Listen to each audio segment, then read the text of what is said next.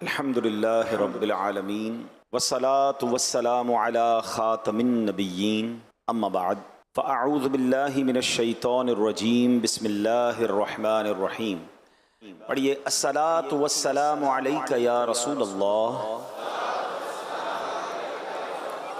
व अला आलिका व अस्हाबिका या हबीबल्लाह।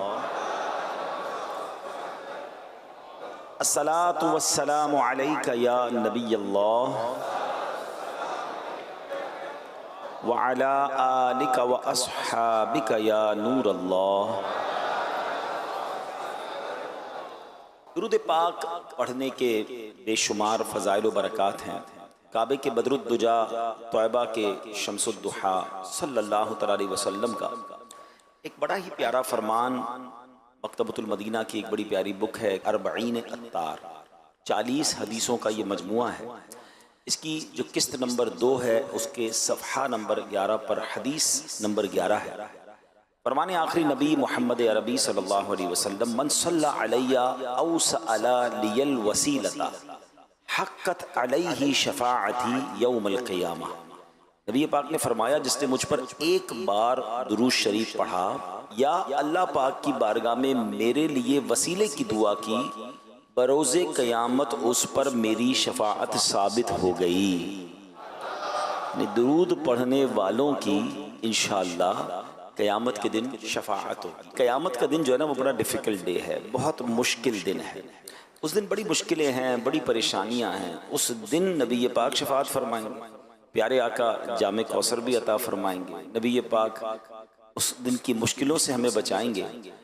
प्यारे आका एक जगह इरशाद फरमाते हैं जिसका मजमून है कि मेरे हौज़े कौसर पर लोग आएंगे जिन्हें मैं कसरत दुरूद पाक की वजह से पहचानता हूँगा। नबी पाक उनको पहले से ही पहचानेंगे जो दुनिया में कसरत से दुरूद पाक पढ़ रहे होंगे। उन्हें अपने हाथों से इंशाअल्लाह जामे कौसर अता फरमाएंगे। अभी आपने दुरूद पाक की फजीलत सुनी कि दुरूद पढ़ने वालों की शफ़ाअत फरमाएंगे।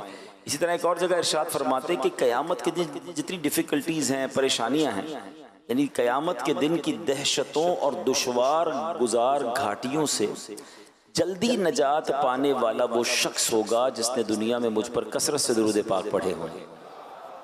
तो दुनिया में भी खैर और आखिरत में भी खैर। दुरूद पाक ऐसा नहीं सिर्फ क़यामत के दिन काम आएगा। इधर दुरूद पढ़ें तो रोज़ी में बरकत होती है, दुआएं कबूल होने लग जाती हैं, टेंशन दूर हो जाते हैं, परेशानियां दूर हो जाती हैं। कसरत से दुरूद पाक पढ़ें तो बार बार मदीने जाने का शरफ भी मिल जाता है। नबी पाक का दीदार करना चाहें तो दुरूद पाक कसरत से पढ़ें। आका दुरूद पढ़ने वालों पर अपना करम फरमाते, दीदार भी करवा देते हैं। तो दुनिया में भी कमाल है दुरूद पाक, और इंशाअल्लाह महशर के दिन भी दुरूद पाक की बरकतें मिलेंगी। तो इस वजीफ़े को अपनाइए। आइए मिलकर मोहब्बत के साथ बाआवाज़ बुलंद दुरूद पाक पढ़ लें। सल्लू अलल हबीब सल्लल्लाहु तआला अला मुहम्मद सल्लल्लाहु अलैहि वसल्लम। प्यारे इस्लामी भाइयों, साइंस ने बड़ी तरक्की कर ली है। बहुत सारी इजादें हुई हैं, बहुत सारी इन्वेंशंस हुई हैं और बहुत सारी पेशन गोइयाँ, प्रेडिक्शंस भी होने लग गई हैं।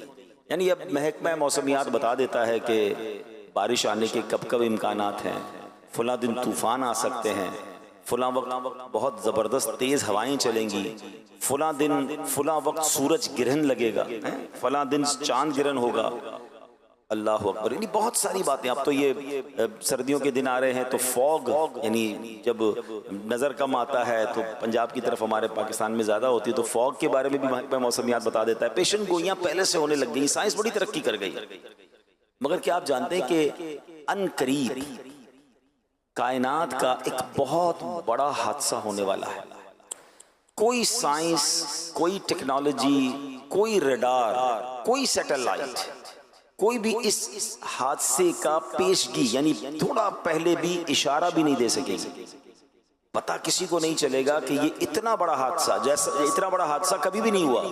पूरी कायनात का सबसे बड़ा हादसा होना है और उससे पहले दुनिया की कोई टेक्नोलॉजी, कोई रडार, कोई पहले नहीं बता सकेगा कि ये कब आना है और कैसा हादसा होगा कि लोगों के वहमो गुमान में भी नहीं होगा।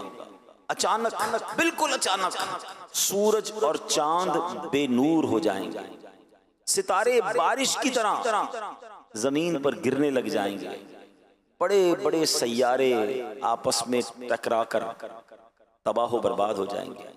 जमीन शदीद तरीन जलजले के साथ लरज उठेगी, हदीसों में आता है। और ये इतना अचानक होगा, इतना अचानक होगा कि कुछ भी नहीं पता होगा। देखिए, तूफान आने वाला होता है, शहर खाली होना शुरू हो जाते हैं, सैलाब आने वाला होता है, पहले ही पता होता है बारिश हुई है, हो सकता है सैलाब भी आ जाए। इतना अचानक होगा कि हदीस पाक में आता है, दो शख्स बाजार में होंगे, एक कपड़ा खरीद रहा होगा, दूसरा बेच रहा होगा। दुकानदार कपड़ा खोलकर दिखा रहा होगा, अभी सौदा भी नहीं कर पाएंगे, कपड़े को वापस लपेट भी नहीं पाएंगे, वो हादसा हो जाएगा। वो क्या है? एक और हदीस सुनिए। मजीद फरमाया कि एक आदमी बैठा खाना खा रहा होगा, ये लुकमा तोड़ेगा, अभी मुंह तक न ले जाएगा, इतना भी टाइम नहीं होगा कि मुंह तक ले जाए, इसी दौरान वो सब कुछ हो जाएगा। वो क्या है? वो कयामत है। कयामत जब आएगी किसी को नहीं पता चलेगा, इतनी अचानक आएगी, बिल्कुल पता ही नहीं होगा लोगों को, कोई प्रेडिक्शन नहीं, कोई पेशन गोई नहीं। और वो सब कुछ होगा जिसका कुरान में बड़े वाज़े अंदाज में, हदीस में बड़ी डिटेल के साथ बयान कर दिया गया कि क्या क्या होगा कयामत के दिन, किस तरह ये चांद और सूरज बेनूर हो जाएंगे, सितारे जमीन की तरफ गिरने लग जाएंगे, सैयारे आपस में टकरा जाएंगे और शदीद तरीन जलजला आएगा। लोग हवास बाख्ता होकर इधर उधर भागने लगेंगे। सूरह कारिआ, वैसे तो कुरान के 30वें पारे में बहुत सारी सूरतें हैं, बहुत सारी आयतें हैं जिसमें बाकायदा कयामत की मंजर कशी की गई है, लेकिन फकत अगर सूरह कारिआ, बहुत मुख्तसर सूरत है, 1-1.25 मिनट में तिलावत हो जाती है जिसकी, अगर सिर्फ इसी को पढ़ लें अंदाजा होता है कि कितना खतरनाक दिन होगा। कुरान कहता है, अल कारिअतु मल कारिआ वमा अदराक मल कारिआ। अल कारिआ उलमा कहते हैं कयामत का ही एक नाम है, दिल दहलाने वाली। क्या है वो दिल दहलाने वाली? तुमने क्या जाना वो क्या है दिल दहलाने वाली? अब उसके बाद कुरान कहता है, यौम यकूनुन नासु कल फराशिल मबसूस व तकूनुल जिबालु कल इहनिल मंफूश। फरमाया, आदमी ऐसे दौड़ रहे होंगे जैसे फैले पतंगे। बारिश में आपने देखा होगा कि जब बारिश होती है और पतंगे निकलते हैं तो वो किसी भी लाइट के करीब या किसी भी जगह आपस में इस तरह उड़ रहे होते हैं कि टकरा रहे होते हैं, किसी को डायरेक्शन नहीं पता होती, कोई इधर भाग रहा होगा, कोई उधर भाग रहा होगा, समझ नहीं पड़ रही होगी। और पहाड़ों का आलम क्या होगा? वतकूनुल जिबालु कल इहनिल मंफूश। कहा पहाड़ ऐसे होंगे जैसे धुनकी हुई ऊन। आपने देखा होगा कोई रजाई जब बना रहा होता है, ऊन के गाले उड़ते हैं, जब रजाई बनाकर वो डंडा वगैरह मारता है, आपने देखा होगा ऊन उड़ती है। फरमाया ऐसे पहाड़ उड़ रहे होंगे। सोचिए कैसा मंजर होगा, कितना खौफ होगा, कितना शोर होगा, कैसा जलजला होगा। ये कुरान ने मंजर कशी की है। फिर आगे बताया कि आमाल तोले जाएंगे, नेकूकार तो चैन में होंगे और गुनाहगार जहन्नम में डाले जाएंगे। मेरा आज का जो टॉपिक है वो कयामत कैसे कायम होगी उसकी डिटेल नहीं है। आज टॉपिक यह है कि कयामत आएगी कब है, कयामत आनी कब है। आइए यही सवाल सरकार दो आलम सल्लल्लाहु अलैहि वसल्लम से किया गया। ये बड़ा दिलचस्प सवाल है, पुरकशिश सवाल है। बहुत सारे लोग ये सवाल पूछते रहते हैं, इसकी खोज में लगे रहते हैं। आज कयामत किस महीने आएगी, किस दिन आएगी, किस तारीख आएगी, वो भी मैंने बयान करना है, मगर गौर से आपने सुनना है। नबी पाक से सवाल हुआ, प्यारे आका अलैहिस्सलाम से सवाल पूछा गया कि क़यामत कब आएगी। कुरान करीम में यही है, ये क्वेश्चन भी है। कुरान में फरमाया, यसअलूनका अनिस्साअति अय्याना मुरसाहा। आपसे कयामत के मुतालिक सवाल करते हैं कि उसके कायम होने का वक्त कब है। सुभान अल्लाह। उस सवाल का जवाब रब्बे करीम ने कुरान में क्या इरशाद फरमाया, ला तअतीकुम इल्ला बग़ता। आसान तर्जमा कुरान कंजुल इरफान, तुम पर वो अचानक ही आ जाएगी। कयामत से पहले कोई अनाउंसमेंट नहीं होगा, कोई प्रेडिक्शन नहीं होगी, कुछ भी नहीं होगा। मगर एक चीज पता चल रही है कि कयामत जब आएगी तो लोग गफलत में होंगे। अभी आपने सुना ना कि कोई खाना खा रहा होगा, कोई कपड़ा ले रहा होगा, पता भी नहीं होगा। एवरीबडी वो अपनी चीजों में मशगूल होंगे, गफलत में होंगे। जब लोग इससे बिल्कुल गाफिल होंगे, अपनी मसरूफियत में होंगे, दुनियावी लगन में होंगे, कामों में मगन होंगे, कयामत की तरफ ध्यान ही नहीं होगा, उस वक्त कयामत आ जाएगी। गौर करें, क्या आज ऐसा वक्त नहीं है? किसको फिक्र है कयामत की? कौन तैयारी में लगा है कयामत की? आज तो लोग ऐसे जी रहे हैं जैसे मरना ही नहीं है। प्लानिंग्स हैं, डिटेल्स हैं, शेड्यूल्स हैं, कल ये करना है, परसों ये करना है, इस साल ये टारगेट अचीव करना है, 5 साल में ये करना है, 10 साल में ये करना है। उनसे पूछो सब कुछ करना है, मरना भी है कि नहीं? सब कुछ तैयारियां हैं कि इतना कमाना है, ये चीजें हासिल करनी है, दुनिया के ये मुल्क देखने हैं, फला फला काम करना है। अगर इस पूरी प्लानिंग में मौत कहाँ है? अगर बीच में से मुझे उठा लिया गया, मैं दुनिया से चला गया, तो फिर क्या होगा? क्या उसकी तैयारी है? कब्र की तैयारी है, आखिरत की तैयारी है, कयामत की तैयारी है। सारी जिंदगी खेल कूद, दुनिया के मजे, बड़ी तादाद इस वक्त दुनिया में ऐसे जी रही है कि ना आखिरत की फिक्र है, न कब्र की फिक्र है, न कयामत की फिक्र है। आला हजरत कहते हैं ना, दिन लहव में खोना तुझे, शब सुबह तक सोना तुझे। यानी दिन खेल कूद में गुजारना है, रात सोने में गुजारनी है। ना नमाजें हैं, ना इबादत है, ना तिलावत है, ना खौफे खुदा है। दिन लहू में खोना तुझे, शब सुबह तक सोना तुझे। शर्मे नबी खौफे खुदा, ये भी नहीं वो भी नहीं, कोई टेंशन, कोई फिक्र, कोई खौफे खुदा नहीं। अब आई कुछ बुजुर्गों के वाकयात सुने, उनको कयामत का कैसा ख्याल था। इबादत गुजार थे, नेकूकार थे, मगर किस तरह लरसते थे, किस तरह फिक्र थी उन्हें उस दिन की। सैयद अहमद हर्ब रहमतुल्लाह तआला अलैह, अल्लाह पाक के नेक बंदे थे। आप सारी रात जागते रहते, इबादत करते रहते। बाज दफा लोग इसरार करते, यानी बार बार कहते कि आप सो जाइए, कुछ देर आराम कर लीजिए। आप फरमाते, जिसके लिए जहन्नम दहकाई जा रही हो, जन्नत सजाई जा रही हो, मगर वो ना जानता हो कि उसका ठिकाना कहाँ है। जहन्नम में जाना है या जन्नत ठिकाना है, भला उसको नींद कैसे आ सकती है? आप सोचिए फिक्र कैसी है कि या तो जन्नत में जाना है या दोज़ख में जाना है। There is no third way, कोई तीसरा रास्ता तो नहीं है ना। दुनिया से जो भी जाएगा या तो जन्नत में जाएगा या जहन्नम में जाएगा। जिसको ये पता ही ना हो किधर जाना है, उसकी टेंशन का आलम क्या होगा। इतनी बड़ी हस्ती हैं, मगर कहते हैं नींद कैसे आ सकती है जिसको पता ही नहीं जाना किधर है, कहीं जहन्नम में ना डाल दिया जाओ। ये थे हमारे असलाफ, इस तरह आखिरत की तैयारी में जिंदगी गुजारते थे। वो लोग सोचें जो बिल्कुल गफलत में जिंदगी गुजार रहे हैं, कोई फिक्र नहीं है, ना नमाजें हैं, ना इबादत है, बल्कि ऐसे लोगों से आखिरत की, मौत की, कयामत की बात करो। हो सकता है इस वक्त भी कोई मेरा बयान सुन रहा हो, तो हो सकता है शैतान दिल में ख्याल डाले, या मौलाना साहब को क्या हो गया है, क्यों कयामत की बात कर रहे हैं, क्यों मरने की बात कर रहे हैं। बात करो तो भी उनको बुरा लगता है। अल्लाह के बंदो, हम बात नहीं करेंगे तुम मरने से बच जाओगे, हम जिक्र नहीं करेंगे तुम कयामत के दिन पेश होने से निकल जाओगे। कयामत की रिमेम्बरेंस का, कयामत को याद करने का कैसा शानदार निजाम हमारे कुरान करीम और शरीयत ने बनाया। हम रोजाना नमाज पढ़ें, बार बार सूरह फातिहा पढ़ें और हर रकात में पढ़ें, और उस सूरह फातिहा में बार बार कयामत को याद दिलाया गया, मालिक यौमिद्दीन। कौन सा दिन, कौन से दिन का मालिक?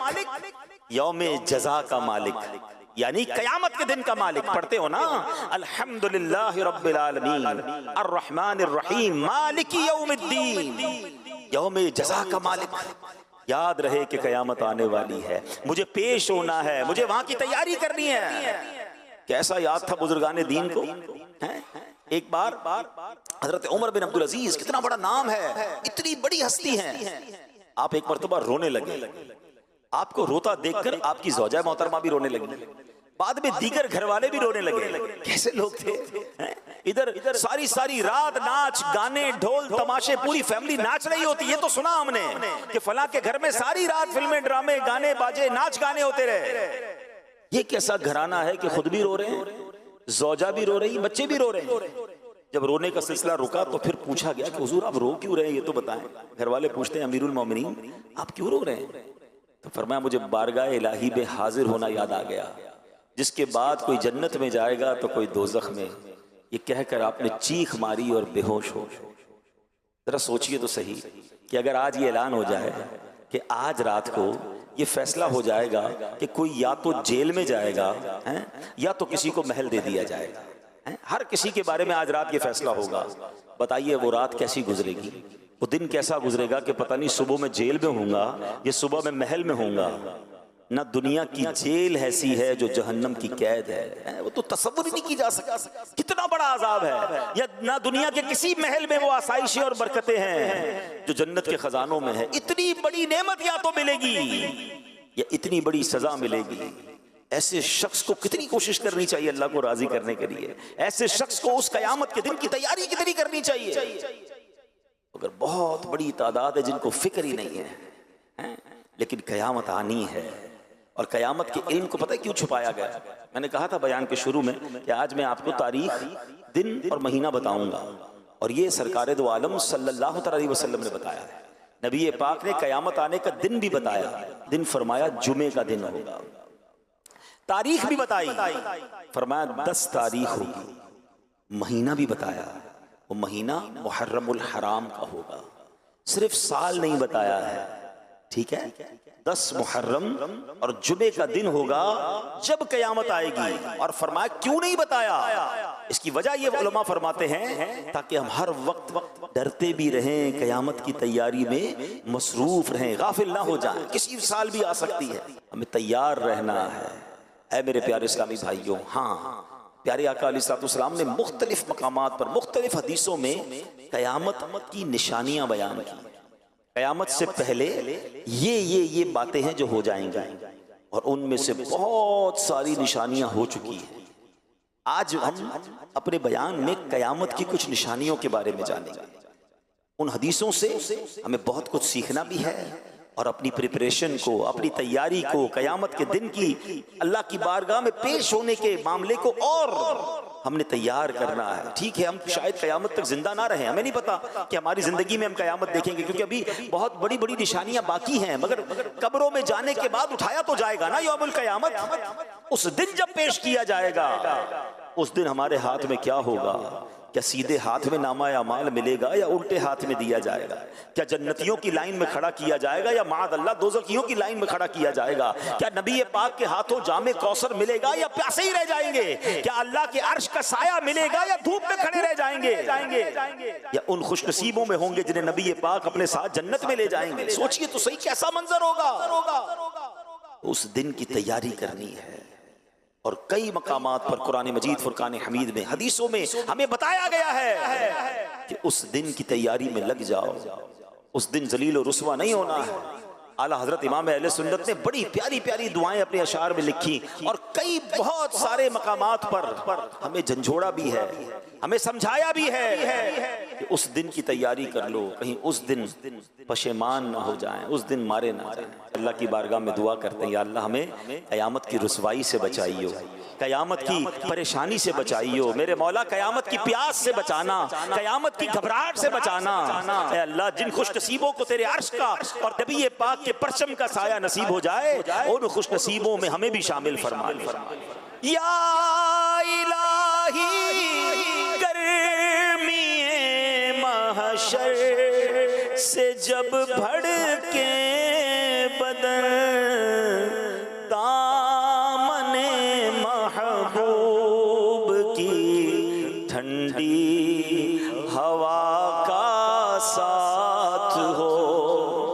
या इलाही जब पड़े महशर में शोरे दारोगीर, अमन देने वाले प्यारे पेशवा का साथ हो। जब नामा अमाल खुलेंगे, हमारी बेशर्मियां, बेहयाइयां, छुप कर किए हुए गुनाह वो सब खुल जाएंगे।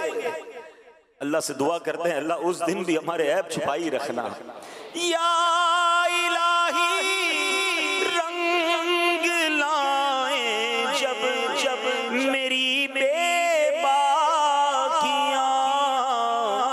उनकी नीची नीची नजरों की हया का साथ हो। या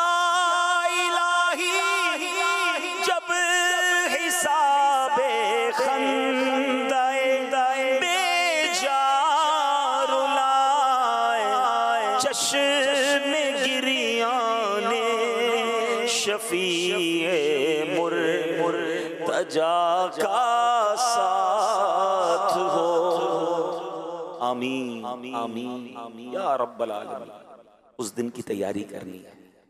उस दिन का टारगेट ये होना चाहिए कि मुझे जन्नतियों की लाइन में खड़ा होना है। ऐसी जिंदगी गुजार कर जाऊं कि नामा या माल सीधे हाथ में दिया जाए। उस दिन चेहरा सिया न पड़ जाए। उस दिन नामा या माल खुले तो शर्मिंदगी का सामना ना हो जाए। वह मेरे प्यारे इस्लामी भाइयों, आइए अब नबी पाक की कुछ हदीसें सुनिए जिसमें सरकार दो आलम सल्लल्लाहु अलैहि वसल्लम ने कयामत से पहले क्या क्या होना है बयान फरमाया। सहाबी रसूल हजरत अबू मूसा अशअरी रदियल्लाहु तआला अन्हु से रिवायत है, रसूल अकरम नूरे मुजस्सम सल्लल्लाहु अलैहि वसल्लम ने फरमाया, कयामत से पहले फितने यूं उठेंगे जैसे रात में तारीकी छा जाती है। उस वक्त आदमी सुबह को मोमिन मगर शाम को काफिर होगा, शाम को मोमिन और सुबह को काफिर होगा। इस दौर में बैठा शख्स खड़े हुए से, खड़ा हुआ चलने वाले से, और चलने वाला दौड़ने वाले से बेहतर होगा। यानी प्यारे इस्लामी भाइयों, बताया कि एक निशानी यह है कि फितनों की कसरत होगी, इतनी कसरत होगी। अल्लाह अकबर। अब ये निशानी कैसे नजर आ रही है? पूरी आबो ताब से ये निशानी पूरी होते हुए नजर आ रही है। कितने फितने हैं, अल्लाह अकबर। कहीं लादीनियत का फितना है, कहीं जनाब इस्लाम के खिलाफ साजिशें हो रही हैं, कहीं मुसलमानों को गैर मुस्लिम बनाने की प्लानिंग हो रही है, मुसलमान बच्चों के दीन और ईमान पर कहीं स्कूल कॉलेजेस में निसाब के जरिए हमले हो रहे हैं, दहरियत को फैलाया जा रहा है माअल्लाह। कहीं इस्लाम का नाम लेने वाले खत्म नबूवत के बारे में जनाब लोगों का जहन खराब करने की कोशिश कर रहे हैं। कहीं ऐसे हैं जो कलमा तो पढ़ते हैं मगर सहाबा के खिलाफ बातें करते नजर आ रहे हैं। कहीं ऐसे हैं जो कलमा पढ़ते हैं मगर अहले बैत अतहार के खिलाफ बात करते नजर आ रहे हैं। अल्लाह अकबर। इस्लामी लिबादा है, बात कुरान और हदीस की कर रहे हैं और ईमान पर डाका डालने की कोशिश हो रही है। गोया हर तरफ से फितनों का अंबार है और हम हैं कि गफलत में जी रहे हैं। टेंशन ही कोई नहीं है, सबकी सुननी है, सबके पास बैठना है, सबसे दोस्ती लगानी है। अरे जनाब कोई मसला नहीं, मसला है कयामत से पहले। आका फरमाते हाल क्या होगा? कोई सुबह को मोमिन होगा, शाम को काफिर होगा, शाम को मोमिन होगा, सुबह को काफिर होगा। यानी हर तरफ से ईमान के डाकू डाके डाल रहे होंगे। सैयदी आला हजरत इमाम अहले सुन्नत ने 100 साल पहले बात फरमाई थी। कहा सूना जंगल, रात अंधेरी, छाई बदली काली है, सोने वालों जागते रहियो, चोरों की रखवाली है। आंख से काजल साफ चुरा लें या वो चोर बला के हैं। तेरी गठड़ी ताकी है और तूने नींद निकाली है।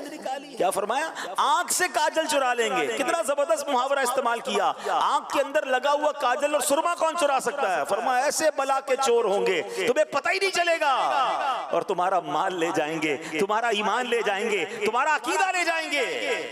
क्योंकि इल्म दीन तो है नहीं, उलमाए किराम की सोहबत है नहीं, दीन पर पुख्तगी का जहन है नहीं, ईमान जनाब कितनी बड़ी चीज है उसकी हिफाजत की फिक्र ही नहीं है। ये सब कुछ हो रहा है और नबी पाक ने 1450 साल पहले कमोबेश बता दिया था कि ऐसे फितने होंगे। मगर क्या हम इस वक्त कॉन्शियस हैं? हम इसमें फिक्रमंद हैं कि मेरा ईमान बच जाए, मेरा अकीदा बच जाए? अच्छा जनाब मेरा बच गया, मेरे बच्चों का बच जाए। इतनी बड़ी तादाद में लोग यहाँ बैठे हैं, इनमें से बहुत सारे बड़ी उम्र के हैं, माशाल्लाह बचपन से दीनी माहौल में या जवानी में दीनी माहौल में आ गए। मगर आज का नौजवान कहाँ है? हमारी अपनी औलाद कहाँ है जो स्कूल कॉलेज और दोस्तों में सारा दिन और रात घूम रहे हैं? उनके ईमान और अकीदे की कौन फिक्र करेगा? उन्हें कौन दीन की बात बताएगा? क्योंकि सोशल मीडिया का जमाना है, हर बंदे के हाथ में सोशल मीडिया है और सबकी सुनने का जहन बन गया है। ये याद रखिएगा कि ये ईमान छीनने की साजिशें हो रही हैं। हमें ईमान की हिफाजत करनी है, फितनों से अपने आप को बचाना है। अल्लाह अकबर। बुखारी शरीफ की हदीस सुनिए, इस हदीस से और समझ आएगा कि जब हर तरफ से फितने हो हमें क्या करना चाहिए। हमें साइड पर हो जाना चाहिए, फितनों की तरफ जाना नहीं है। नबी पाक फरमाते हैं, अल्लाह के आखिरी नबी रसूल हाशमी सल्लल्लाहु अलैहि वसल्लम ने फरमाया, अन करीब एक जमाना आएगा कि उस वक्त मुसलमान का बेहतरीन माल बकरी होगा। क्या होगा?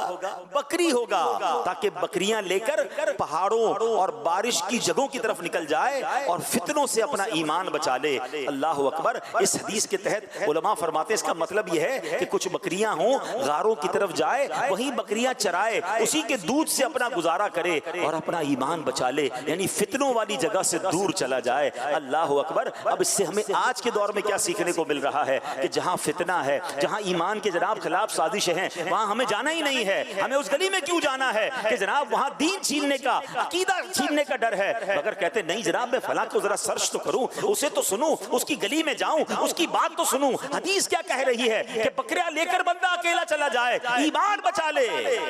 अगर आज दुनिया भर में ट्रेवल करना है, लोग उन मुल्कों में हिजरत करने के ख्वाब देख रहे हैं कि हम उन मुल्कों में जाएं, अपने बच्चों को भेजें ताकि थोड़े पैसे कमा कर लाए, थोड़ा जनाब दुनिया भर की डिग्रियां लेकर आए। अरे कभी सोचा कि बच्चा जाकर डिग्री तो ले आएगा, कहीं ईमान ना देकर आ जाए, यूरो और पाउंड्स तो लेकर आ जाएगा, मगर दीन और ईमान ना चला जाए। सबसे पहले ईमान है मेरे प्यारे साथी। दुनिया भर में सफर करने वाले, माइग्रेशन के ख्वाब देखने वाले, दुनिया भर के वीजों की लाइन में लगने वाले, एक बात का तो फैसला करो, जिस मुल्क में जा रहे हो, जिस इलाके में जा रहे हो, क्या वहां दीनदार लोग हैं? कहां वहां जाकर मेरा और मेरी औलाद का, मेरी आने वाली नस्लों का ईमान महफूज रहेगा? इसकी कोई टेंशन नहीं है। बताओ उधर पैसे कितने मिलेंगे, उधर जनाब करेंसी कितनी मिलेगी, उधर पासपोर्ट कितना जल्दी मिलेगा, सिर्फ ये सोचना है। बिल्कुल इसी तरह अपने कारोबार, अपनी दोस्तियां करते वक्त, अपनी रिश्तेदारियां करते वक्त सोचिए। लोग कहते हैं खानदान बड़ा है, बच्ची बहुत खुश रहेगी, बेटे की फला खानदान में शादी हो जाएगी, जहेज बड़ा अच्छा आएगा, ताल्लुकात बड़े मजबूत हो जाएंगे, बड़े बड़े खानदान से हमारा जनाब, बड़े कबीले और बड़े जनाब सिटी के लोगों से हमारा रिलेशन हो जाएगा, बड़े ओहदे वाले लोग हैं जनाब, बड़ा नाम है इनका, नाम बड़ा है, घर बड़ा है, गाड़ियां बहुत हैं, पैसा बहुत है, ईमान है कि नहीं, अकीदा दुरुस्त है कि नहीं, कोई नहीं पूछेगा, कोई नहीं सोचेगा। अपनी बेटी जिसके हाथ में दे रहे हो, जिस खानदान वालों के साथ रिश्ता कर रहे हो, कभी सोचा कि उनका अकीदा, सहाबा, अहले बैत, खुद नबी पाक और अल्लाह के बारे में क्या है? अरे कमाते बहुत हैं, कौन चेक करेगा कि हलाल कमाते हैं या हराम कमाते हैं? अगर सूद का काम करने वाला है तो अल्लाह से जंग करने वाला है ना, है ना? हदीसों में सूद का काम करने वाला कौन है? जैसे उसने अल्लाह से जंग की। अरे जो रब से जंग कर रहा है तुम उससे रिश्ता कर रहे हो, उसने तो बर्बाद होना है। अल्लाह से जंग करके तो कोई नहीं जीत सकता ना। किसी को कोई टेंशन नहीं है। दुनिया का मनसब, दुनिया का पैसा, दुनिया का नाम, जनाब फेम चाहिए। पता है मेरा रिश्ता किससे हो गया है? ये बात करनी है, ये नाम चाहिए। ईमान की फिक्र कौन करेगा? ना करो ऐसा। काश ये बात हमारे जहन में बैठ जाए कि रिश्ता करना है, कारोबार करना है, किसी मुल्क में शिफ्ट होना है, इवन पाकिस्तान के किसी इलाके में मुझे माइग्रेट करना है, नया घर लेना है, पहले देखूं आशिकान रसूल की मस्जिद करीब है कि नहीं, बच्चे पैदा होंगे तो मदरसा करीब है कि नहीं, जहां मेरे बच्चों का दीन, ईमान और अकीदा महफूज रहेगा। अरे आज मैं हूं, मेरे बच्चों को संभाल रहा हूं, कल मेरी आंखें बंद होनी है, मुझे दुनिया से जाना है, मेरे बाद मेरे बच्चों का क्या होगा, मेरे बच्चों के बच्चों का उस मुल्क और उस इलाके में क्या होगा, कोई नहीं सोच रहा। अच्छा आज अच्छे खासे दीनदार लोगों को कहें यार आप फलां के साथ उठते बैठते हैं तो आपका दोस्त बदअकीदा है, आपका दोस्त बेईमान है, आपका दोस्त माअल्लाह गुस्ताखे सहाबा या गुस्ताखे अहले बैत है, और जनाब नबी पाक के बारे में, दीन के बारे में उसकी ख्याल अच्छे नहीं है। तो लोग कहते हैं जनाब उसका अपना अकीदा, मेरा अपना अकीदा, मैं तो सिर्फ दोस्ती करता हूं, हम साथ खाते पीते हैं, हमारा कारोबार है, हमारा उठना बैठना है। मुझे एक बात बताओ, आपके वालिदैन को कोई गालियां दे, आपके माँ बाप को कोई बुरा भला कहे, क्या उसके साथ भी ऐसी दोस्ती लगाओगे? नहीं, उसका तो मैं मुंह देखना पसंद ना करूं, हैं? और सहाबा और अहले बैत के बारे में कैसी भी कोई बात कर ले, मेरा दोस्त बन सकता है? मिलना नहीं कयामत के दिन, सहाबा को मुंह नहीं दिखाना है, इमाम हुसैन के कदमों में जाना नहीं है, पंजतन पाक की गुलामी नहीं इख्तियार करनी। क्या करोगे ये दोस्तियां? यानी इतना सब कुछ हल्का हो गया हमारे लिए कि दीन, ईमान, अकीदा, बिलीव्स कुछ भी नहीं, सिर्फ दुनिया की दोस्ती, सिर्फ थोड़े पैसे, सिर्फ थोड़े ताल्लुका। नहीं मेरे प्यारे इस्लामी भाई, सबसे पहले ईमान है। और याद रखिएगा सोहबत असर लाती है। हाँ, बुरी सोहबत तुम्हें बुरा बना देगी, अच्छी सोहबत तुझे अच्छा बना देगी। अच्छों के साथ बैठें, आशिकान रसूल के साथ बैठें, खौफ खुदा वालों के साथ बैठें, मजबूत मुसलमानों के साथ जिनका अकीदा और ईमान मजबूत है उनसे दोस्ती करनी है, उनसे रिश्ता करना है, उनके साथ रहना है। हदीस पाक में तो फरमाया दुनिया वालों को छोड़ के गार में चला जाए, बकरियां लेके चला जाए, ईमान बचाए। हम ये तो नहीं कर रहे इस दुनिया में, लेकिन कम से कम बुरे लोगों से तो अलग हो जाएं, बुरे माहौल से तो अलग हो जाएं। और ये फितनों का दौर आ चुका है। हमें नहीं पता कि हमारे घर में, हमारी फैमिली में सबके पास मोबाइल है, कौन अपने मोबाइल पर क्या देख रहा है और किस तरह उसका ईमान छीना जा रहा है। सोने वालों जागते रहियो, चोरों की रखवाली है। खुदा की कसम, इस पुरफितन दौर में दावत इस्लामी एक ऐसी छतरी है, एक ऐसी अम्ब्रेला है। काश मैं अपने फैमिली, अपने बच्चे, अपने घर वालों को लेकर बस इस माहौल की, इस खूबसूरत छतरी के, अमीर अहले सुन्नत के फैजान की छतरी के नीचे आ जाऊं कि मेरा भी ईमान बच जाए, मेरे बच्चों का ईमान भी बच जाए, ये इसी माहौल में पले बढ़े, मेरी नस्लें भी यही रहें, ताकि किसी तरह आने वाली नस्लों के ईमान पर भी कोई ईमान का डाकू डाका ना डाल सके। ये करना किसकी जिम्मेदारी?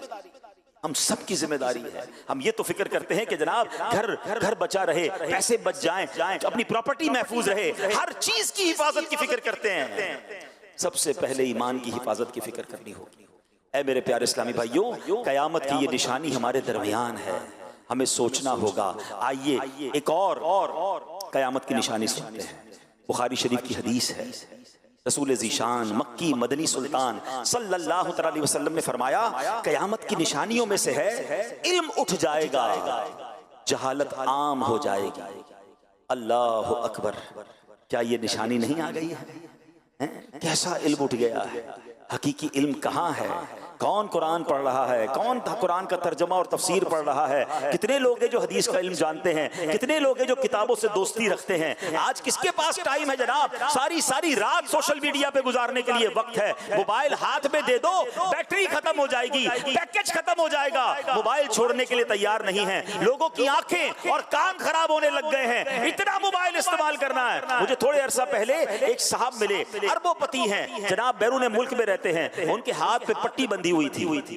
तो मैंने कहा खैरियत तो है, क्या हो गया? कहा डॉक्टर ने बताया मेरा इतना मोबाइल फोन का यूजेज है कि मेरे जो अंगूठे हैं और मेरी जो ये शहादत की उंगली है, इस पे जनाब दर्द होने लग गया है। उसने मुझे नई बात बताई और मैंने भी बात पे गौर किया। बात तो ठीक कह रहा है, कह रहा है अंगूठा जो है ना रब ने क्यों बनाया, इसका बहुत ज्यादा यूज नहीं है। आप देखिए हमारे पूरे दिन में हमारे अंगूठे का पहले इतना इस्तेमाल नहीं होता था, मगर जब से मोबाइल आया है, हर वक्त जिसने मोबाइल यूज करना है, सबसे ज्यादा जो इस्तेमाल हो रहे हैं वो थम्स इस्तेमाल हो रहे हैं। कहते मेरे थम्स में दर्द होने लग गया, पता चला कि इसके साथ कोई नस है, वो उसको प्रॉब्लम आने लग गई है। उन्होंने मना कर दिया मुझे मोबाइल फोन को, अब मैं दूसरी उंगलियों से मोबाइल फोन यूज कर रहा हूँ। यानी इतना यूजेज हो गया है कि लोगों की बॉडी के अंदर चेंज आने लग गया है। इंसान इस मोबाइल के साथ, गैजेट्स के साथ इतना यूज्ड टू हो गया है, लेकिन कुरान के साथ, इल्म के साथ, दीन के साथ, शरीयत के साथ बेसिक्स ऑफ दीन नॉलेज नहीं, दीन की नॉलेज नहीं पता है। नमाज पढ़ रहे हैं, नमाज के फर्ज कितने नहीं पता,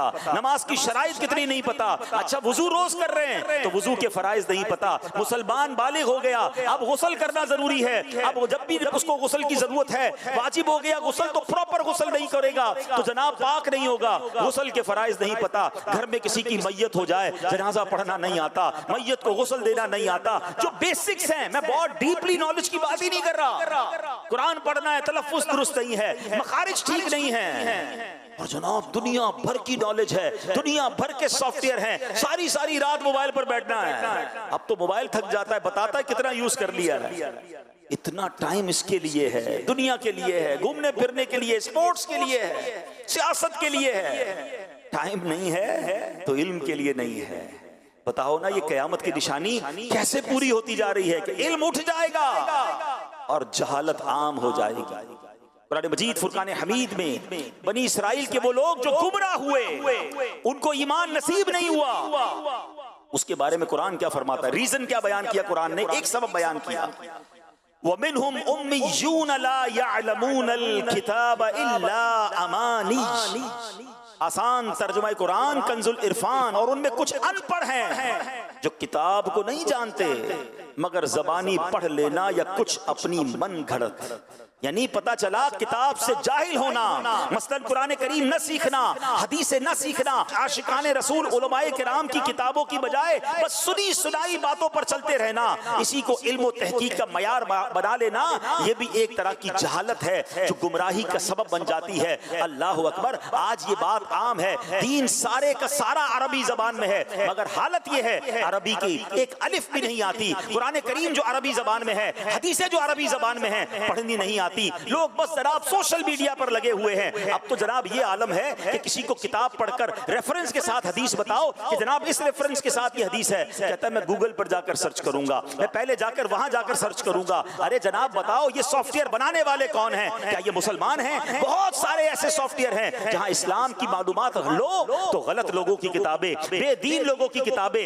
मात अल्लाह कुरान पाक तहरीफ शुदा कुरान में चेंज करके वो डाले गए सोशल मीडिया पे, ताकि आज का नौजवान कुरान सर्च करे तो कुछ और नजर आ जाए। अल्लाह अकबर। ये भी ख्याल नहीं है कि सर्च भी करना है तो जनाब कौन सी ऐसी वेबसाइट्स हैं, कौन से ऐसे सोशल मीडिया प्लेटफॉर्म्स हैं जहां मुझे ऑथेंटिक और सेहतमंद और बिल्कुल मुस्तनद मवाद मिलेगा, जहां से मुझे आशिकान रसूल उलमा की किताबें पढ़ने को मिलेंगी। नहीं जनाब, जो सर्च करके गूगल ने बता दिया, जो सर्च करके मसला मिल गया। अब पता चला कि मुफ्ती साहब से नहीं पूछना है, इंटरनेट से पूछना है कि बताओ आज मैंने नमाज में क्या पढ़ना है, बताओ मेरे साथ ये मामला हो गया है, और जो जवाब आ गया उस पर अमल करना है। अल्लाह अकबर। इतना दीन सस्ता कर दिया, इस तरह दीन के साथ हम क्यों कर रहे हैं? नहीं मेरे प्यारे इस्लामी भाइयों, हमने कुरान सुना कि बनी इसराइल के जो लोग गुमराह हुए उनकी एक वजह यह थी कि उनके पास किताब का इल्म नहीं था, अनपढ़ थे, और जनाब उन्होंने सुनी सुनाई बातों को और जहालत की बातों को आगे बढ़ाया। हमें मुस्तनद उलमा से मरबूत होना है, हमें तिलावत कुरान करनी है, हमने हदीसें पढ़नी है, हमने कुछ न कुछ अपने आप को इल्म दीन की तरफ लाना है। क़यामत की इस निशानी से जो हर तरफ फैलती जा रही है, हमने ये सबक लेना है कि हमने जाहिलों में से नहीं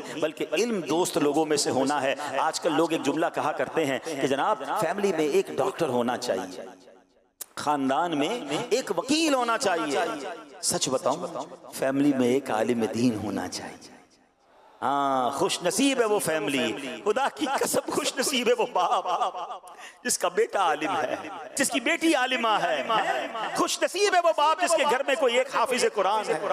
ऐसे अल्हम्दुलिल्लाह कितने खानदान दावत इस्लामी में मिलते हैं। कभी कभी तो रश्क आता है, एक बाप है, 3 बेटे हैं, तीनों आलिम दीन हैं। एक बाप है, 4 बेटे हैं, चारों आलिम दीन हैं। एक बेटा दारुल इफ्ता में है, कोई बेटा इमामत कर रहा है, कोई बेटा दीन का काम कर रहा है। कितना खुश नसीब है वो वालिद जिसके घर में बेटी आलिमा है। अल्लाह अकबर। हदीसों में आप फजाइल तो पढ़ें यार, दुनिया में कितनी लोग डिग्रियां लेने के लिए दिन रात भाग रहे हैं। यकीनन दावत इस्लामी वाले दुनियावी तालीम के खिलाफ नहीं है, मगर मुझे एक बात तो बताएं, पहले तो मैं मुसलमान हूं ना, मैंने नबी पाक का कलमा पढ़ा है। अरे जितनी कोशिश बच्चे की डिग्री के लिए करते हैं, जितनी कोशिश बच्चे को दुनिया की तालीम के लिए करते हैं, थोड़ा तो इल्म दीन सिखा दो। याद रखिएगा, मरने के बाद मेरा कोई बच्चा MBBS की किताब खोलकर, लॉ की बुक खोलकर या दुनिया की PhD की डिग्री लेकर मुझे इसाले सवाब नहीं करेगा। अगर मेरे बच्चे को कुरान पढ़ना आता होगा, अगर मेरी औलाद को हदीस और जनाब दुरूद पाक और दीन की बातें आती होंगी, तो वो मुझे मरने के बाद दुआओं में याद रखेंगे। मैं आपको एक सही मशवरा देना चाहता हूं, कम से कम एक काम कर दो, अपनी औलाद को जीते जी नमाजी बना जाना। खुश नसीब है वो वालिदैन जिसके बच्चे नमाजी हैं। बाद में आपके बच्चे बेशक अलग से आपके लिए दुआ करें ना करें, अगर मेरा बेटा नमाजी है, मेरी बेटी नमाजी है, सुनो, जब वो नमाज पढ़ेंगे ना, वुजू के आलम में किबला रू होकर अल्लाह की बारगाह में अत्तहियात में बैठकर रोजाना फजर में मेरे लिए दुआ करेंगे, रब्बना ग़फ़िरली वली वालिदैया वलिल मुअमिनीना यौम यक़ूमुल हिसाब। जब ज़ोहर की नमाज पढ़ेंगे, जितनी बार कायदा अखीरा में बैठेंगे, फिर मेरे किबला रू बैठेंगे, फिर बावुजू होंगे, मेरा बेटा मेरे लिए दुआ कर रहा होगा, मेरे अल्लाह मेरे मरहूम वालिद को बख्श दे। जब वो असर पड़ेगा दुआ करेगा, मगरिब पढ़ेंगे दुआ करेंगे, इशा पढ़ेंगे, जितनी रकअतों में कायदा आखिरा करेंगे, हर बार वालिदैन के लिए दुआ हो रही है। अरे इससे बढ़कर बाप को क्या चाहिए, इससे बढ़कर माँ को क्या चाहिए कि बच्चा नमाजें पढ़ी जा रहा है और कब्र में उसके लिए सवाब के तोहफे पहुंच रहे हैं कि तेरा बेटा तेरे लिए दुआ कर रहा है, तेरी बेटी दुआ कर रही है। नहीं नहीं, आज हमें नमाजों की कहाँ फिक्र है। अरे माँ बाप खुद नमाज नहीं पढ़ रहे, उनको क्या फिक्र कि फजर की नमाज बच्चों ने पढ़ी कि नहीं, जोहर पढ़ी के नहीं, असर पढ़ी के नहीं, जनाब पैसे कितने लाया, डिग्री कौन सी हासिल की। लोग बताते हैं मेरा बेटा जनाब फलां सॉफ्टवेयर मोबाइल दो, अभी आपके मोबाइल में चीजें इंस्टॉल कर देगा। बड़ी अच्छी बात है, टेक्नोलॉजी आनी चाहिए, मगर क्या आपका बेटा कुरान पढ़ना जानता है? क्या आपकी औलाद कुछ हदीस के बारे में जानती है? सच्ची बात तो यह है, खुश नसीब वालिद कौन है पता है आपको? वालिद का हक है कि मरने के बाद उसका जनाजा उसका बेटा पढ़ाए। कितना खुश नसीब होगा वो वालिद कि उसका जनाजा हो और उसका बेटा उसका जनाजा पढ़ाए। आता हो ना पढ़ाने, उस काबिल हो कि वो जनाजा पढ़ाए, वालिद को कांधा दे, सुन्नत के मुताबिक कब्र में उतारे। माँ का इंतकाल हो तो बेटी उसे गुस्ल दे। बताइए ऐसी औलाद कर ली तैयार हम कि हमारे जाने के बाद हमारी औलाद हमारा जनाजा पढ़ा सके, हमारी औलाद हमें कब्र में उतार सके, हमारी औलाद हमें इसाले सवाब कर सके। प्लीज इल्म दीन की तरफ आइए, खुद भी आइए, अपनी औलाद को भी लाइए, अपने घर वालों को भी लाइए। सुभान अल्लाह। फिर देखें दावत इस्लामी का माहौल, क्या इल्म दीन फैलाने का काम किया, किताबें लिखी गई, मदारिस बनाए गए, जामियातुल मदीना बनाए गए, ऑनलाइन मदरसे और जामियात बना दिए। दुनिया भर में जो लोग मुझे सुन रहे हैं, आप प्रैक्टिकली किसी मदरसे में नहीं जा सकते, प्रैक्टिकली जरा फिजिकली नहीं जा सकते, फैजान ऑनलाइन अकेडमी आपके लिए मौजूद है। ऑनलाइन अपनी मर्जी के टाइम के मुताबिक। मैं साउथ अफ्रीका में एक फैमिली से मिला, अल्लाह अकबर, उस घर में गालिबन 17-18 लोग थे, दादा भी थे, पोते भी थे, औरतें भी थी, मर्द भी थे। फरमाया उन्होंने 18 के 18 लोग सारे के सारे फैजान ऑनलाइन एकेडमी के स्टूडेंट हैं। हम सब क्लास पढ़ते हैं, कोई ना कोई कोर्स हमारे घर में हर कोई कर रहा है। सुभान अल्लाह। ये भी तो पॉसिबल है ना, मोबाइल सबको दिला दिया, मोबाइल सबके पास है। ये तो शायद हजारों लोग कहेंगे कि जब मैं घर पे जाता हूं घर के सारे अफराद मोबाइल यूज करते हैं, घर के सारे अफराद इंटरनेट यूज करते हैं। कितना मजा आए कोई वालिद कहे कि मेरे घर के सारे अफराद ऑनलाइन कुरान पढ़ते हैं, मेरे घर के सारे अफराद आलिम दीन बन रहे हैं और वो ऑनलाइन कोर्सेज कर रहे हैं। आपकी दावत इस्लामी ने कयामत की इस निशानी में कि जब जहालत फैल रही है, इल्म उठाया जा रहा है, अल्लाह सलामत रखे अमीर अहले सुन्नत को, इल्म फैलाने का क्या शानदार इंतजाम किया। खुद ये मदनी चैनल देखिए, हम टीवी खोलते थे जनाब, कभी नाच है, कभी गाने हैं, कभी फिल्में हैं, कहीं ड्रामे हैं, कहीं बेहयाई है। अल्लाह अकबर। मीडिया की तारीख में एक ऐसा चैनल आया कि जनाब जब भी मदनी चैनल खोलें, जब मदनी चैनल खोलें, कुछ देर के लिए ही मदनी चैनल देख लें, कुछ ना कुछ इल्म दीन सीखने को मिल रहा है, कोई नेकी की बात सीखने को मिल रही है, इश्क रसूल की बात हो रही है, कभी हमद बारी ताला है, कभी तिलावत कुरान है, कभी नात ख़्वानी है। अल्लाह अकबर। ऐसा चैनल मिल गया कि जिसको देखते जाएं तो इश्क रसूल में इजाफा होने लग जाता है। अल्हम्दुलिल्लाह ज़राए हैं, आज के दौर में भी हैं, हम इससे फायदा हासिल करने वाले बने, इससे मुस्तफीज होने वाले बने। अब आइए एक और हदीस सुनते हैं। क़यामत की निशानियाँ तो बहुत सारी हैं, ज़ाहिर है आज के एक बयान में मैं सारी निशानियाँ तो नहीं बयान कर सकूँगा, मगर जो बयान करता जा रहा हूँ और उसके तहत जो मदनी फूल सुन रहे हैं उसको अपने दिल के मदनी गुलदस्ते में सजाते जाइए। अब जो निशानी बयान करने जा रहा हूँ ना, ये भी बड़ी बहुत ज़्यादा आम हो गई है। नबी पाक अलैहिस्सलाम फरमाते हैं, बुखारी शरीफ की हदीस है, हज़रत अबू हुरैरा रज़ियल्लाहु तआला अन्हु हदीस के रावी हैं, अल्लाह पाक के आखिरी नबी मोहम्मद अरबी सल्लल्लाहु तआला अलैहि वसल्लम ने फरमाया, लोगों पर एक ऐसा ज़माना आएगा कि आदमी को इस बात की कोई परवाह ना होगी कि उसने माल हलाल जरिए से हासिल किया या हराम जरिए से। मशहूर मुफस्सिर कुरान मुफ्ती अहमद यार खान नईमी रहमतुल्लाहि तआला अलैह इस हदीस की शरह में फरमाते हैं, यानी आखिर ज़माने में लोग दीन से बेपरवाह हो जाएंगे, पेट की फिक्र में हर तरह फंस जाएंगे, आमदनी बढ़ाने, माल जमा करने की फिक्र करेंगे, हर हराम व हलाल लेने पर दिलेर हो जाएंगे, जैसा कि आजकल आम है। अल्लाह अकबर। बड़ा गौर कीजिए, ये क़यामत की निशानी तो सब आंखों से देख रहे हैं। टेंशन किसको है? रिश्वत ले रहा है कोई सूद ले रहा है, कोई नाप तोल में कमी कर रहा है, जो मुलाजिम है वो नौकरी करते हुए डंडी मार रहे हैं, आते नहीं मगर हाजिरी लगाते हैं, देर से आते हैं मगर पहले का टाइम लगाते हैं, किसी तरह बाहर काम से जाते हैं तो ज्यादा टाइम गुजार कर आते हैं, फिर कोई बहाना लगाते हैं। याद रखिए, मुलाजिम को भी अपना वक्त पूरा देना होगा। अगर बगैर किसी शरई मजबूरी के या शरई इजाजत के जनाब उसने वक्त कम दिया और इसकी बाकायदा पूरे मसाइल हैं, हो सकता है उसकी रोजी भी हराम हो जाए, झूठ बोलकर जनाब छुट्टियां ली जा रही हैं। कितने ऐसे मामलात हैं, किसी को टेंशन नहीं है जनाब, किस तरह हराम कमाने का जहन बन गया है। अब मोबाइल फोन पर तरह तरह की स्कीमें हैं, कोई सोच नहीं रहा कि मैं इसको क्लिक करूंगा, जनाब कोई कहता है इसको क्लिक कर दो, इस एप्लीकेशन पर इतने पैसे डालो, इतने मिल जाएंगे। एक बार भी दिमाग में ख्याल नहीं आता कि ये हलाल है या हराम है, किसी मुफ्ती साहब से तो पूछ लूं, बस पैसे आएंगे ना, बढ़ जाएंगे ना, बस बताओ कैसे आएंगे। हर तरफ एक ही शोर है कि कैसे पैसे मिले, स्कीमें चल रही हैं, किसी को कोई टेंशन नहीं है। सूद का नया नाम करके, सूद की नई पैकिंग करके तरह तरह की कंपनियां मार्केट में आ गई, किसी को टेंशन नहीं। कारोबारी लोगों से बोलो झूठ क्यों बोलते हो, कहते हैं मैं अकेला क्यों ना बोलूं, पूरी मार्केट झूठ बोलती है, मेरा माल कैसे बिकेगा। अरे भाई मिलावट क्यों करते हो, अरे सिर्फ अकेला थोड़ी कर रहा हूं, सारे मिलावट कर रहे हैं, किसी को टेंशन नहीं। और यही तो कयामत की निशानी नबी पाक ने फरमाई ना, माल की फिक्र होगी, कोई नहीं सोचेगा कि हलाल से कमा रहा है या हराम से कमा रहा है। ए हराम कमाने वालों, याद रखिए, जिसके पेट में हराम का लुकमा जाता है ना, 40 दिन तक उसकी दुआएं कबूल नहीं होती, इबादतें कबूल नहीं होती। लोग कहते हैं कि यार दुआ कबूल नहीं हो रही, टेंशन खत्म नहीं हो रही, बरकत नहीं हो रही, घर में टेंशनें बहुत हैं, पैसे बहुत हैं, सुकून नहीं है। सोचो तो सही, हलाल है या हराम है? आप अपने बच्चों को कोई हराम तो नहीं खिला रहे। एक बार हज़रत मूसा अला नबीना वालेकुम ने एक शख्स को देखा, रो रो कर अल्लाह की बारगाह में दुआ कर रहा था, या अल्लाह या अल्लाह या अल्लाह पुकार रहा था रब। हजरत मूसा तो कलीमुल्लाह, अल्लाह की बारगाह में अर्ज की, या अल्लाह इसकी दुआ कबूल कर ले, इतना रो रहा है। इरशाद बारी हुआ, ए मूसा ये इतना रोए कि रोते रोते मर जाए, इतने हाथ उठाए कि इसके हाथ आसमान को छू जाए, मैंने इसकी दुआ कबूल नहीं करनी। अर्ज की मौला क्या वजह है, इतना रो रहा है, इसकी दुआ कबूल क्यों नहीं होगी? इरशाद हुआ, ए मूसा ये जो खाता है वो हराम है, ये जो पहनता है वो हराम है, कमा लो हराम। अगर अल्लाह ही नाराज हो गया तो क्या करेंगे इस पैसे का? शिफा तो रब ने देनी है ना। पैसे तुम्हारे पास हो और बीमारियां घर में हो, पैसा बहुत सारा हो, सुकून भी तो रब ने देना है, सुकून ही चला गया तो क्या करोगे? यही पैसा कब्र में आग बन गया तो क्या करोगे? शैतान दिमाग में ख्याल डालता है थोड़े हराम कमा लो, थोड़े झूठ बोलकर कमा लो, फिर सदका दे देंगे, खैरात कर लेंगे, गरीबों की मदद कर लेंगे। ये शैतान ने बड़ा खतरनाक बार खेला है। लोग समझते जनाब बराबर हो जाएगा, नहीं होगा बराबर। याद कर लो, अल्लाह पाक है और पाक माल ही कबूल फरमाता है, हराम का सदका कबूल नहीं। अल्लाह को हमारे सदकों की जरूरत थोड़ी है। लोग कहते हैं मैं गलत काम करता हूं मगर गरीबों की बड़ी मदद करता हूं। अल्लाह को कोई जरूरत नहीं है आपकी इस नेकी की। आप हराम कमा कर रब को नाराज कर रहे हैं। हलाल थोड़ा भी हो अल्लाह उसमें कैसी बरकत डालता है। आइए मैं आपको एक वाकया सुनाता हूं। मुल्ला जीवन रहमतुल्लाहि तआला अलैह एक बड़े आलिम थे, मुगलिया सल्तनत के, अपने जमाने के मुजद्दिद औरंगजेब आलमगीर के उस्ताद थे रहमतुल्लाहि तआला अलैह। एक मरतबा औरंगजेब आलमगीर ने अपने उस्ताद की घर पर दावत की, घर पर बुलाया, बड़ी इज्जत से पेश आए। बादशाह भी थे और उस्ताद साहब आए थे, यानी बादशाह के उस्ताद थे आप।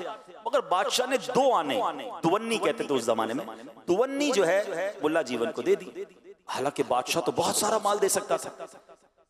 तो अब उस जमाने में, अब आज के दौर में तो आने नहीं है, मतलब 1 रुपए में 16 आने थे, 1 रुपए के 16 आने बनते थे, उसमें से 2 आने दिए अपने उस्ताद साहब ने। कुछ नहीं कहा, चले गए। थोड़े अरसे बाद औरंगजेब को पता चला कि मुल्ला जीवन तो बड़े पैसे वाले हो गए, मालदार हो गए। हैरान हुआ कि उस्ताद साहब तो बड़े गरीब से थे और इतने पैसे कैसे आ गए। बड़ा मतलब उन्होंने नया घर भी बना लिया है, बड़े अमीर हो गए। तो मुल्ला जीवन के पास अब बादशाह खुद गए। तो मुल्ला जीवन कहते हैं कि आपने जो मुझे 2 आने दिए थे ना, उसमें अल्लाह ने बड़ी बरकत डाल दी, देखो मैं कितना अमीर हो गया। वो शागिर्द थे और बादशाह भी थे। कहते उस्ताद साहब मैं आपको बताऊं ये पैसे मैंने आपको कौन से वाले दिए? अपने बंदे को कहा जाओ फला जगह से बनिया जो गल्ले का ताजिर है उसको लेकर आओ। वो उसको बुलाया तो बादशाह का हुक्म हुआ कि कहा कि 1 साल में तुमने किस किस को पैसे दिए, खाता खोल कर बताओ। वो पैसे बताता रहा कि मैंने पूरे साल का हिसाब दिया। उसने कि फलां जगह इतने पैसे दिए, फलां बंदे को इतने दिए, फलां से इतने लिए। करते करते उसके रजिस्टर में एक पेज आया, वो कहता है कि 2 आने मैंने किसी को दिए। का किसको दिए बताओ? का बंदे का नाम नहीं पता, एक नामालूम बंदा था। का उसका वाकया सुनाओ, कौन है वो? तो कहता है बादशाह सलामत, मसला यह है कि एक बार मेरे घर की छत टपकने लगी, शदीद बारिश थी, रात का वक्त था, मैं बड़ा परेशान था। तो अचानक एक बंदा मेरे घर के करीब से गुजरा, मुझे लगा मजदूर है। मैंने कहा भाई मेरे छत की मरम्मत करोगे? बारिश बरस रही है, अंधेरी रात है। कुछ बंदा छत पे चढ़ गया, मेरी पूरी छत की उसने मरम्मत कर दी। पैसे मेरे पास थे नहीं, पैसे दुकान पर तो थे, उस वक्त नहीं थे। मैंने कहा भाई 2 आने अभी ले जाओ, बाकी जब सुबह आना मजदूरी अपनी ले जाना, काम तुमने बड़ा कमाल का किया। वो मजदूर ने कहा कि बस मुझे कुछ और नहीं चाहिए, यही काफी है। वो 2 आने लेकर चला गया। अब बादशाह ने कहा ठीक है आप वापस चले जाओ। वो गल्ले का ताजर वापस चला गया। अब औरंगजेब आलमगीर अपने उस्ताद से कहते हैं कि हुजूर पैसे तो बड़े थे मेरे पास, आप मेरे घर आए थे, मैं बहुत सारे पैसे आपको दे सकता था, मगर इस 2 आने की जो मजदूरी की थी ना वो मैंने ही की थी। मैं एक दिन रात को गुजरा था, मैंने देखा बंदा परेशान है, घर की छत टपक रही है, मैं छत पर चढ़ गया, इसकी छत बना दी। और जब उसने मुझे ऑफर की तो मैंने 2 आने ले लिए। उस्ताद साहब मुझे याद थे ये 2 आने सच्चे हलाल के हैं। मैंने कहा आप इतनी बड़ी हस्ती हैं, मैं अपने बादशाह वाले खजाने से आपको पैसे नहीं देना चाहता था, मैंने वो हलाल तैयब 2 आने आपको दे दिए। उस्ताद साहब ये जो 2 आने में आपको अल्लाह ने बरकत दी है ना, ये इतनी सारी इमारत, इतने सारे आपको जो पैसे मिल गए, ये हलाल रोजी के कमाए हुए थे। ऐ मेरे प्यारे इस्लामी भाइयों, पता ये चला, थोड़े पैसे हों, हलाल से कमाने वाले हों, अल्लाह पाक उसमें भी बरकत डाल देता है। आप हलाल की तरफ तवज्जो दें। ये ना सोचे मार्केट क्या कर रही है, ये ना सोचे बाकी लोग क्या कर रहे हैं। लोग कहते हैं मैं हलाल कमाऊंगा तो आगे बढ़ ही नहीं सकूंगा। नहीं नहीं, बरकत हलाल ही में है। आप अपनी नीयत कर लें कि मैंने हराम रोजी की तरफ नहीं जाना, क्योंकि कयामत की निशानियों में से ये बताया गया कि बंदा इस बात की फिक्र खत्म कर देगा कि हलाल से आ रहे या हराम से आ रहे। पहले फिक्र पैदा करें। जरा सोचे ना, कुत्ता है ना, कुत्ता भी कभी कहीं जाता है ना, उसके अगर हड्डी पड़ी हो या गोश्त पड़ा हो या कोई भी खाने की चीज हो, कुत्ता भी खाने से पहले सूंघता है फिर खाता है। खराब हो तो कुत्ता भी नहीं खाता। यार हम तो मुसलमान हैं, इंसान हैं, हम कमाने से पहले पूछेंगे नहीं, सोचेंगे नहीं कि हलाल है या हराम, जिधर से भी आ जाए ले लेंगे। नहीं मेरे प्यारे इस्लामी भाई, एक और आखिरी जो है वो निशानी सुन लीजिए। नबी पाक अलैहिस्सलाम फरमाते हैं, एक मर्तबा जिब्रील अमीन अलैहिस्सलाम इंसानी शक्ल में बारगाह रिसालत में हाजिर हुए। आपने प्यारे आका अलैहिस्सलाम से चंद सवाल पूछे। नबी पाक अलैहिस्सलाम ने जवाब इरशाद फरमाया। उनमें से एक सवाल पूछा कि या रसूल अल्लाह, कयामत की चंद निशानियां बयान कीजिए। प्यारे आका अलैहिस्सलाम ने एक निशानी बताते हुए फरमाया, अनतलिदल अमतु रब्बतहा, यानी कयामत की निशानियों में से एक निशानी यह है कि औरत अपने आका को जन्म देगी। औरत अपने आका को जन्म देगी। उलमाए किराम ने इसका मतलब ये बताया। अब देखिए ये उलमाए किराम कितनी कमाल की हस्तियां हैं। हम जैसा नॉर्मल आदमी हदीस पढ़े तो समझ ही नहीं आती कि औरत आका को कैसे जन्म दे। लोग कहते खुद ही कुरान पढ़ लो, खुद ही हदीस पढ़ लो, क्या जरूरत है उलमा की। अरे उलमा नहीं होंगे तो समझाएगा कौन हमें, इसको इंटरप्रेट कौन करेगा, इसकी शरह कौन बयान करेगा। इस एक हदीस का माना देखिए किस शानदार अंदाज में शारिहीन ने लिखा। उलमा कहते हैं कुर्बे कयामत जब होगी तो माँ बाप की कदर बिल्कुल नहीं होगी। औलाद अपने वालिदैन पर ऐसे हुक्म चलाएगी कि वालिद गुलाम होगा, मां गुलाम होगी, जैसे औलाद आका है। इसका मतलब यह है कि बच्चे माँ बाप के आका बन जाएंगे और माँ बाप को गुलाम बनाएंगे। सच बताओ क्या आज ये हाल नहीं हो गया? माँ बाप से किस तरह औलाद बात कर रही है। आज बड़े होके बूढ़े माँ बाप को बेटा कहता है अब्बू आपको नहीं पता, बेटी कहती है अम्मी आपको क्या मालूम, खामोश बैठे हैं, आपको जमाने के बारे में नहीं पता। बेटा कहता है मेरे पैसे हैं, मैंने कमाए हैं, अब्बू आपने क्या किया मेरे लिए। आज उसूल यकीन मानिए उलमा ने किताबों में लिखा, हदीसों की शरह के तहत लिखा कि माँ बाप का अदब यह है कि बेटा बाप के आगे ऐसे रहे जैसे गुलाम आका के आगे रहता है। बेटा हर वक्त इस फिक्र में रहे और तैयार रहे कि आका का हुक्म होगा तो गुलाम की तरह अपने वालिद की खिदमत करूं। हक तो यह है बेटे के ऊपर वालिद का, मगर बदकिस्मती यह है कि आज बूढ़ा बाप बेटे का गुलाम बना हुआ है। ऐसा हाल नहीं किया औलाद ने है? आज बाप को कहते मेरे पास टाइम नहीं है। आज बाप बेटे से कहता है बेटा थोड़े पैसे दे दो, बेटा कहता है टाइम नहीं है, बेटा मेरा फला काम कर दो, अब्बू मेरे पास टाइम नहीं है, अपनी फिक्र खुद करो, मैं नहीं करता तुम्हारे लिए। अल्लाह अकबर, इस औलाद को मरना नहीं है, अल्लाह को जवाब नहीं देना। इस तरह अपने वालिदैन के साथ हाल किया गया है। सुनिए कुरान मजीद फुरकान हमीद में किस वाज़े अंदाज में वालिदैन के हुकूक बयान हुए। अल्लाह कुरान में फरमाता है अनिश्कुर ली वली वालिदैका, कि मेरा और अपने वालिदैन का शुक्र अदा करो। अल्लाह ने अपना शुक्र अदा करने के साथ साथ वालिदैन का शुक्र अदा करने का फरमाया। एक मकाम पर इरशाद फरमाया वक़दा रब्बुका अल्ला तअबुदू इल्ला इय्याहु व बिल वालिदैनि इहसाना, और तुम्हारे रब ने हुक्म फरमाया कि उसके सिवा किसी की इबादत ना करो और माँ बाप के साथ अच्छा सलूक करो। जरा गौर कीजिए मकाम कितना बुलंद है माँ बाप का। अल्लाह पाक ने हुक्म दिया ऐ बंदो मेरा शुक्र अदा करो, मेरी इबादत करो। साथ ही इसी हुक्म के साथ एक और हुक्म जोड़ दिया, फरमाया मेरे शुक्र के साथ वालिदैन का शुक्र भी अदा करो, मेरी इबादत के साथ साथ वालिदैन के साथ नेक सलूक करो। इससे मालूम हुआ जिस तरह अल्लाह पाक की इबादत से मुंह फेरना बड़ी महरूमी है, यूं ही वालिदैन की बेअदबी करना भी बहुत बड़ा गुनाह है। आला हजरत इमाम अहले सुन्नत तहरीर फरमाते हैं बाप की नाफरमानी अल्लाह जब्बार व कहार की नाफरमानी है, और बाप की नाराजी अल्लाह जब्बार व कहार की नाराजी है। आदमी माँ बाप को राजी करे तो वो उसके लिए जन्नत है, और नाराज करे तो वही उसके लिए दोजख है। जब तक बाप को राजी ना करेगा उनका कोई फर्ज, कोई नफल, कोई नेक अमल असलन यानी बिल्कुल मकबूल नहीं। अजाब आखिरत के अलावा दुनिया ही में जीते जी सख्त बला यानी शदीद आफत नाजिल होगी। मरते वक्त माज़ अल्लाह कलमा नसीब ना होने का खौफ है। ऐ मेरे प्यारे इस्लामी भाई गौर कीजिए आज क्या हाल है। आज माँ बाप के साथ जो बुरा सलूक कर रहे, खुदा के वास्ते ऐसा ना करें, मारे जाएंगे, बर्बाद हो जाएंगे। एक जुमला याद कर लो जिससे उसके माँ बाप राजी है ना, उसको तरक्की से, कामयाबी से कोई रोक नहीं सकता। जिसके उसके माँ बाप नाराज हैं ना, उसको बर्बादी से कोई नहीं रोक सकता। खुदारा अपने माँ बाप की कदर कीजिए। पूछो उनसे जिनके माँ बाप चले गए। हाँ, आज माँ बाप से बात करनी हो तो कब्रिस्तान जाना पड़ता है। आप खुशनसीब हो, आपके साथ वालिदैन हैं। अरे माँ बाप हाथ उठाएं, तूफान टल जाते हैं, बलाएं टल जाती हैं, बड़े बड़े पहाड़ रास्ते से हट जाते हैं। कितनी मुश्किलें आपके साथ, कितनी परेशानियां। क्यों नहीं बैठते माँ बाप के कदमों में? क्यों नहीं कहते उनको हाथ उठाओ? पूछो उनसे जिनके माँ बाप चले गए। मुश्किल सर पे आती है, बंदे को याद आता है माँ होती तो दुआ करवाता, वालिद होता तो मैं उससे दुआ करवाता।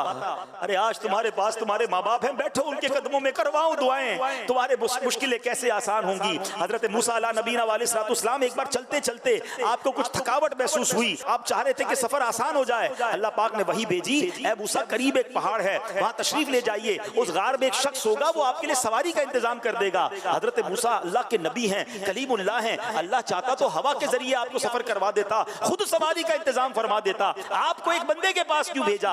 आप गार में जाते हैं, उस शख्स के पास जाकर जैसे ही गए तो उस शख्स ने अभी आपको पहचानता भी नहीं था। आपने फरमाया मुझे सवारी चाहिए। उस शख्स ने फौरन बादल को हुक्म दिया, ऐ बादल नीचे आओ। बादल नीचे आया। उस बादल को शख्स ने हुक्म दिया कि इनको उनकी मंजिल तक पहुंचा दो। सुभान अल्लाह, हजरत मूसा उस बादल पर सवार हुए और हजरत मूसा हैरान हुए और जनाब वो सफर कंप्लीट हो गया। आपने अल्लाह की बारगाह में अर्ज की, मौला ये बंदा कौन है जिसकी दुआ से बादल नीचे आया, बादल ने मुझे मंजिल तक पहुंचा दिया। सुनिए, अल्लाह की बारगाह से इरशाद हुआ, ऐ मूसा ये अपनी माँ का फरमाबरदार है, इसने अपनी माँ की बड़ी खिदमत की है। जब आखिरी वक्त आया ना तो इसकी माँ ने इसको दुआ दी थी, बेटा मैं तुमसे राजी हूँ, अल्लाह पाक भी तुमसे राजी हो। अल्लाह फरमाता है मूसा मैं इससे राजी हो गया हूँ। अल्लाह ने फरमाया मूसा मैं इससे राजी हूँ। अब अगर ये बंदा दुआ करे कि या अल्लाह सुर्ख पहाड़ को सिया कर दे या सिया को सुर्ख बना दे, ऐ मूसा मैं अब इसकी ये दुआ भी कबूल कर लूंगा। माँ राजी थी ना, रब भी राजी हो गया, और जब रब राजी हो गया फिर तुम्हारे काम सीधे हो जाने। जिसको देखो कोई बीमार है, कोई कर्जे में है, कोई टेंशन में है, कोई प्रॉब्लम में है, हर तरफ दौड़े हो दुआएं करवाने। अरे माँ घर में बैठी है, उसकी दुआ ले लो ना।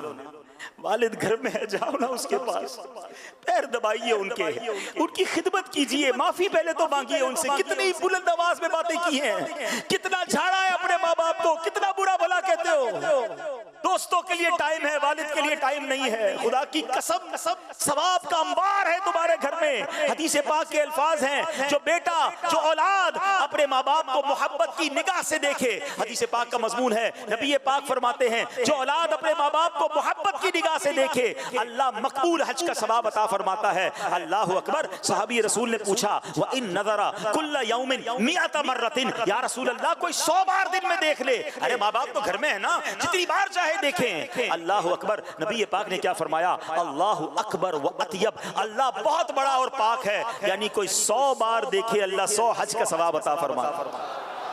तुम्हारे घर में इतना बड़ा सवाब मौजूद है।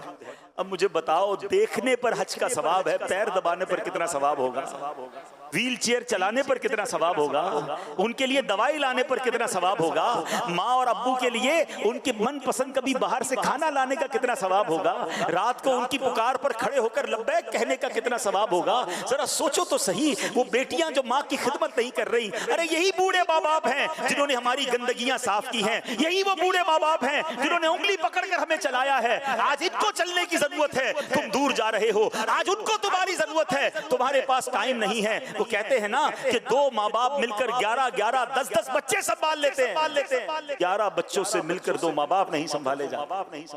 खुदा के वास्ते ये मत करो, ये तुम्हारे लिए बहुत बड़ी नेकी है। ये फिर कहता हूँ बड़े खुशनसीब हो तुम्हारे जिसके पास माँ बाप है। You are so lucky. पूछो उनसे जिनकी माँ चली गई, जिनके वालिद चले गए, दिल चाहता है बात करने को। सही बताओ, मेरी बातें बाद में आपको याद आएंगी। माँ बाप सबसे ज्यादा पता है कब याद आते हैं, कि जब कोई अल्लाह पाक बहुत बड़ी खुशी दे देना, कोई बड़ी नेमत दे दे, कोई घर मिल जाए, कोई चीज अचीव हो जाए, फिर याद आती है कि माँ होती ना तो देखती कितना खुश होती। आज अल्लाह ने ये इज्जत दी है, आज अल्लाह ने ये नेमत दी है, मगर वालिद नहीं है, होता देखता तो कितने खुश होते। दौलत का है अंबार मगर तेरी कमी है, फिर बड़े याद आते। दूसरे पता किस मौके पर याद आते, जब कोई मुश्किल आ जाए, कोई परेशानी आ जाए, कोई तूफान आ जाए, कोई सर पर बला पड़ जाए ना, फिर बहुत याद आते हैं माँ बाप। काश माँ होती तो मैं माँ के पास जाता, कहता माँ फंस गया हूँ, माँ फला मुश्किल में हूँ, हाथ उठा दे, और माँ हाथ उठाकर दुआ करती, सीने लगाती, तूफान टल जाता। वालिद सिर्फ ये कह देता था ना कि बेटा घबरा नहीं, मैं हूँ, यही बहुत था। खुदा की कसम ये बहुत है। वालिद साहिबान होता है, दरख्त होता है, दरख्त आपने देखा है, दरख्तों के जो ऊपर के पत्ते होते हैं ना, सारे मैले भी होंगे और गर्म भी होंगे, मट्टी भी वो लेते हैं, धूप भी वो लेते हैं, और नीचे बैठने वाले को साया देते हैं। वालिद ने हमेशा धूप अपने ऊपर ली थी, टेंशन सारी अपने ऊपर ली थी, हम पर मट्टी नहीं आने दी, हम पर धूप नहीं आने दी, हम पर बलाएं नहीं आने दी, कि मेरा बेटा सुकून से रहे, मैं संभालूंगा। अगर आज उसी वालिद को तुम्हारी जरूरत है और कहते हो टाइम नहीं, उन्हें दुखी करते हो, ना करें ऐसा। काश की ये बातें समझ आ जाए। अल्लाह हमें वालिदैन की कदर करने वाला बना। जिनके वालिदैन चले गए ना, आज भी आप उन्हें खुश कर सकते हैं। हाँ, आज भी आप उनकी रूह को खुश कर सकते हैं, उनको कब्र में खुश कर सकते हैं। नेकियां कीजिए और उन्हें एहसास होगा कि मेरा बेटा भूला नहीं है, मेरी बेटी भूली नहीं है, मुझे हर रोज कुछ ना कुछ, हर 2 दिन बाद कुछ ना कुछ नेकी पहुंचा रहा है। मगर जो माँ बाप के दुनिया से जाने के बाद भी नमाज नहीं पढ़ रहे, जो माँ बाप के दुनिया से जाने के बाद भी हराम जिंदगी गुजार रहे, सोचो कितनी तकलीफ हो रही है। यानी जिंदगी में भी उन्हें सुख नहीं पहुंचाया तुमने, और मरने के बाद कब्र में भी वो तकलीफ में है। ना करे ऐसे। अल्लाह पाक मुझे और आपको जो बातें सुनी उसे याद रखने, अमल करने, दूसरों तक पहुंचाने की तौफीक अता फरमा, कयामत की तैयारी करने की तौफीक अता फरमा, उस दिन की रुसवाई से बचाए। एक दुआ करते रहा करो माँ बाप के लिए कि अल्लाह मुझे और मेरे माँ बाप को, मेरे घर वालों को, बीवी बच्चों को, हमारे पूरे घराने को अल्लाह कयामत के दिन अपने अर्श का साया नसीब फरमाए। माँ बाप चले गए ना, अब ये दुआ किया करो, अल्लाह मेरे माँ बाप को मुझे जन्नत में मिलना नसीब फरमा। माँ बाप अभी भी अल्लाह उन्हें राहत में रखियो, और मुझे अपने माँ बाप के कदमों में, नबी पाक के कदमों में, सहाबा अहले बैत के साथ जन्नत में जगह। तो ये सारे काम हमने करने हैं ताकि कयामत के दिन की रुसवाई से बचे। अल्लाह पाक अमल करने की तौफीक दे। सल्लल्लाहु अलैहि वसल्लम।